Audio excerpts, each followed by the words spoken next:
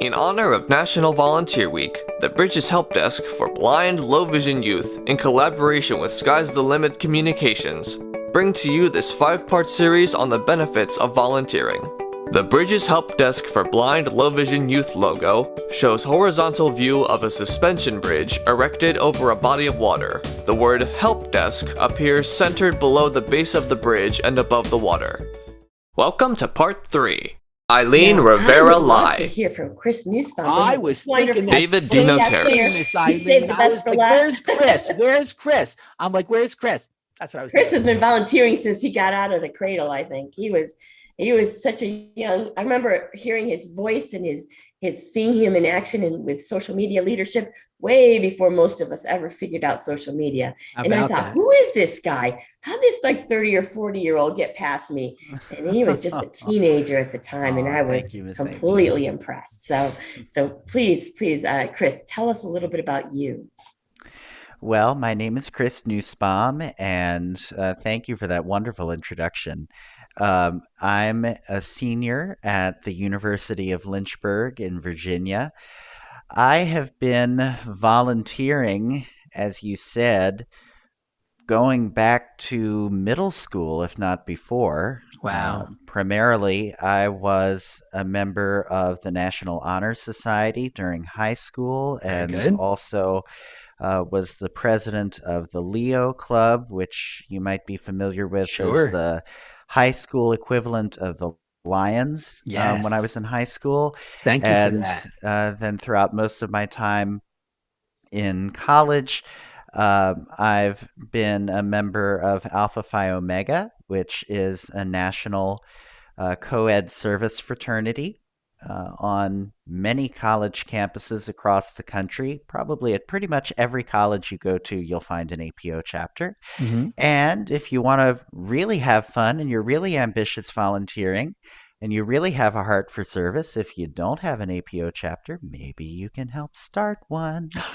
But and then Commercial alert. and then also I've been very active volunteering for many years in the National Federation of the Blind and in various music ministries with my church and other music programs and all kinds of fun things. Absolutely fantastic, Chris. Chris, how has volunteering, and you've been doing it your whole life, it's really ingrained in you.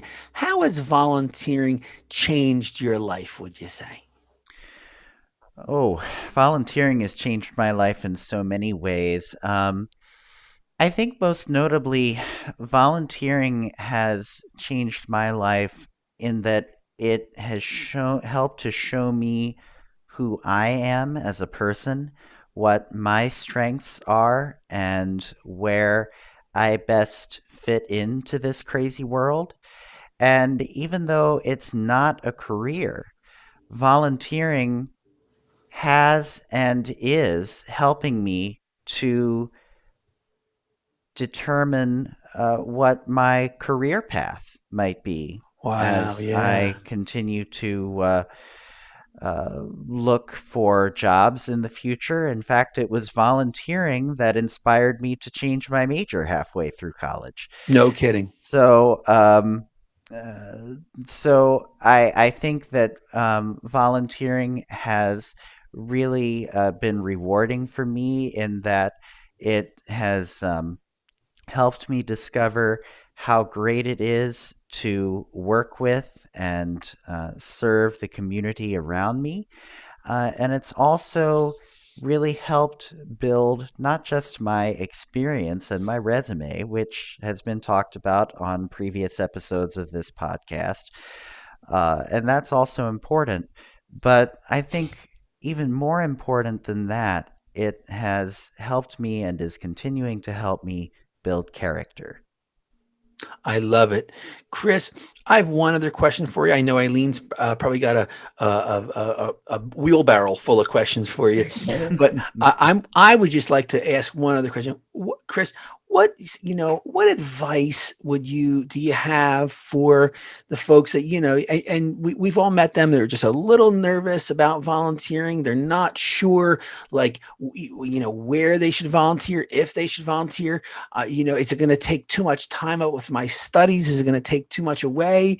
Is it going to take me away from my existing friends? Like, what advice would you give to other students who are having all those swirling thoughts about volunteering? I was definitely one of them. So I can relate to all of those nerves. And so my advice would be twofold. First, volunteering opportunities are virtually endless, and they can be found in pretty much any area of interest. So find those areas that you're good at, find those areas that you're interested in. For me, one of the big ones has always been music, and really latch on to those areas and find opportunities where you can enjoy it. One of the most fun and memorable volunteer opportunities I've ever had was in my freshman year of college, where I took a volunteer service trip to help at an elementary school Halloween carnival. I originally wasn't stationed at the cakewalk station. I was somewhere else, and I was kind of bored. But then I heard somebody singing at this other station and was curious about what was going on over there. So I went over there and ended up spending like 2 hours just having fun singing with this other mom who turned out to be a professor at another college, a music teacher. And we were just having so much fun. We forgot we were volunteering. It was so much fun. And we ended up doing it for 2 more years. The first time it was a required trip for a class, and then the next year I was like, "Hey, Miss Nora, are you doing it again?" So That's great. it's great. But find an area that you're interested in, and then the second thing is, you said you might be concerned that it would take you away from your existing friends. Volunteering for me has been something that connects me with friends. So find groups of people, whether it's a group like APO, Alpha Phi Omega, or any of the other service organizations out there, or whether it's just a group that shares your passion, and volunteer with them together. Make a social event out of it. And that will become a great opportunity for you to find a place in this big world of college or high school or the world outside of it. I love it. Something that I thought about was that volunteering has helped Henley me, Williams. and I hope would help others educate the public without trying, because it goes from it takes a blind person from being the person served to being the servant, and the sighted people involved are kind of forced to find a place for the blind person to do something because the blind person's already there. So for me, that has really helped to shift a lot of paradigms with my work with people, because as I've joined organizations and as I've participated in volunteer projects, and as I've kind of inserted myself in areas, things have really started to change about people's perceptions around me about what I could do and what roles I could play.